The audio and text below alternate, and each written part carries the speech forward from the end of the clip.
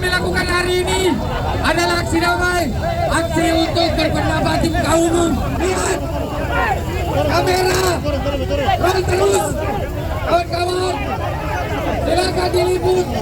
Ini adalah ruang publik. Aksi solidaritas puluhan jurnalis yang tergabung dalam Koalisi Advokasi Jurnalis KAJ Sulsel untuk Tempo berujung ricuh di depan kantor Andi Amran Sulaiman AAS Building, Jalan Urip Sumiharjo, Kota Makassar, Selasa, 4 November 2025.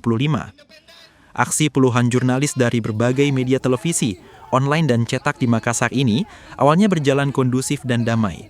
Masa KAJ Sulsel bergantian orasi untuk memberikan dukungan kepada Tempo yang digugat perdata oleh Menteri Pertanian Amran Sulaiman dengan nilai fantastis 200 miliar rupiah.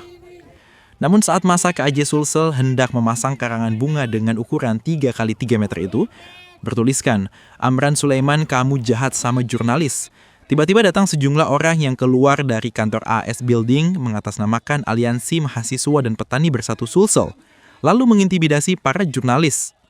Kericuhan pun tak terhindarkan, kedua belah pihak saling dorong hingga saling melepaskan pukulan. Bahkan kayu penyangga karangan bunga melayang di tengah-tengah kerumunan kedua massa yang ricuh.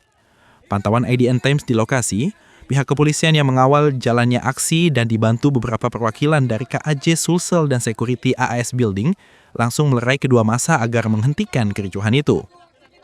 Orang-orang ini melakukan intimidasi terhadap para peserta aksi.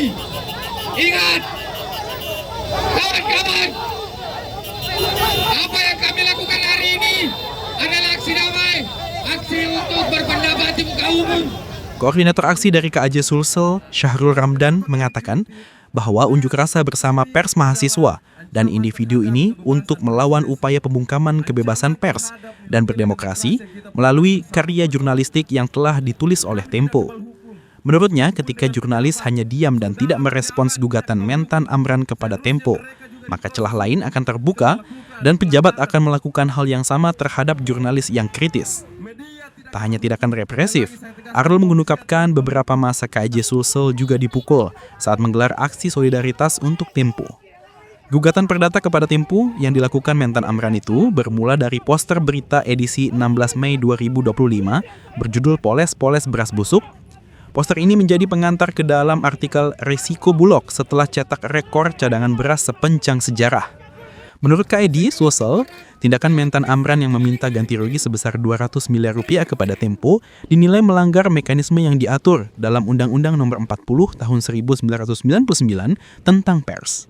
Mekanisme dan sengketa pers yang diajukan oleh Menteri Pertanian Amran Sulaiman, kawan-kawan.